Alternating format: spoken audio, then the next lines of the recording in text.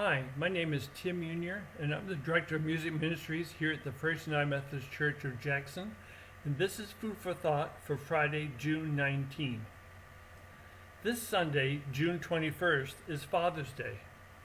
Did you know that the nation's first Father's Day was celebrated on June 19th, 1910, in the state of Washington? It was started as a tribute to William Jackson Smart by his daughter Sonora Smart Dodd. The first celebration was in the Spokane YMCA on June 19, 1910.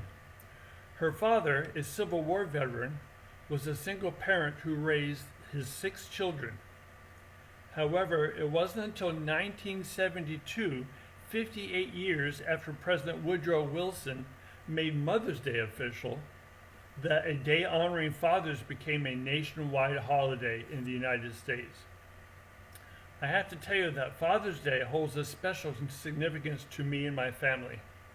I'm the father of 2 grown sons.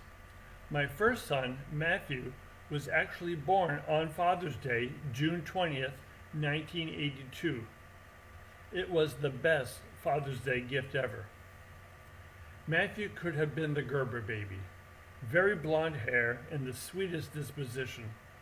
He was so easy to have around. Lori and I even brought him to work with us. Luckily, we worked on the 3rd floor by ourselves, so a playpen in the bell room was no big deal. We even brought him to some rehearsals. I would hold him in one arm and conduct a vocal ensemble with the other. My second son, Michael, took his sweet time showing up, as he was born 9 years later. He was even a week late. Michael was a bit more of a challenge and certainly kept us on our toes. I guess that God has a way of balancing things out. Michael was super creative. I had a hand truck in the bell room that I used for moving bell cases. Michael taped headlights onto it, and it became a hand truck that he used to scoot around the choir room. While Matthew was analytical and, like his mother, he found school easy. Poor Michael, on the other hand, was like his dad and was challenged in school. As a doctor at the Mayo Clinic in Minnesota, Matthew certainly has his share of skills. But Michael, holy cow, Michael can do anything. He has the best of both of his grandfather's vast skills. Michael is not afraid to try, and he always succeeds. Construction, electrical, mechanical, plumbing, there's nothing that he can't do or fix. It all comes so easy to him, and it makes perfect sense. One year, on Christmas morning, he gave Lori and I a box. When I opened it, it was all the pieces to our old, broken shower exhaust fan. Apparently, on Christmas Eve, after returning home from the late Christmas Eve service, Lori and I were fast asleep with sugar plums dancing in our heads. Once he was confident that we were sleeping, Michael snuck up into the attic to replace the old broken shower fan. The kicker is that the door to the attic is in our bedroom. It was like an episode of Mission Impossible. I have achieved many things in my life that I'm very proud of. I've taken my choir to sing at Carnegie Hall twice. We've sung in Lincoln Center and in Chicago. Leading the music ministry here at the First United Methodist Church for 42 years is certainly something that I'm very proud of.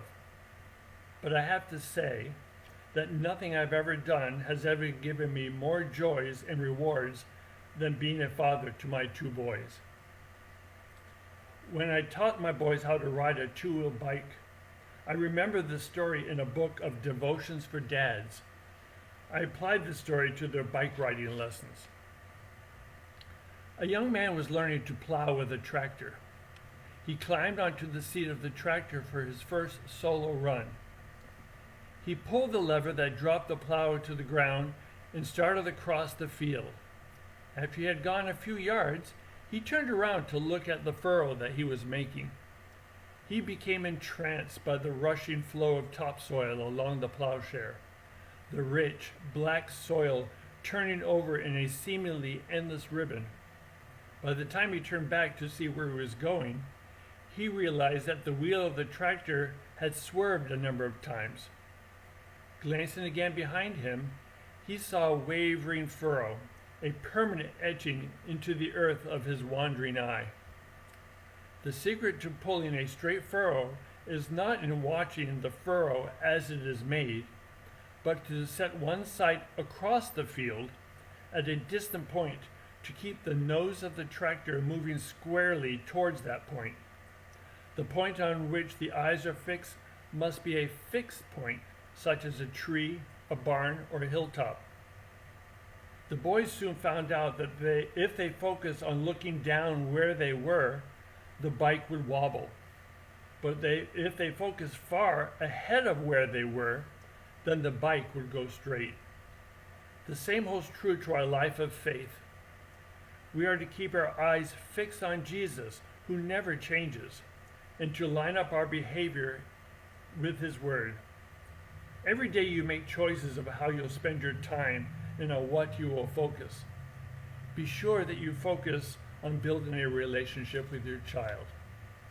As I write this food for thought, my oldest son, Matthew, is in the hospital at his wife Cheryl's side, anxiously awaiting the birth of their daughter. Cheryl is doing great, but it has become a very long process. It's fun as a father to watch your son become a father. He'll make mistakes just as I did, as we all do, but I'm confident that there will be no shortage of love in their household.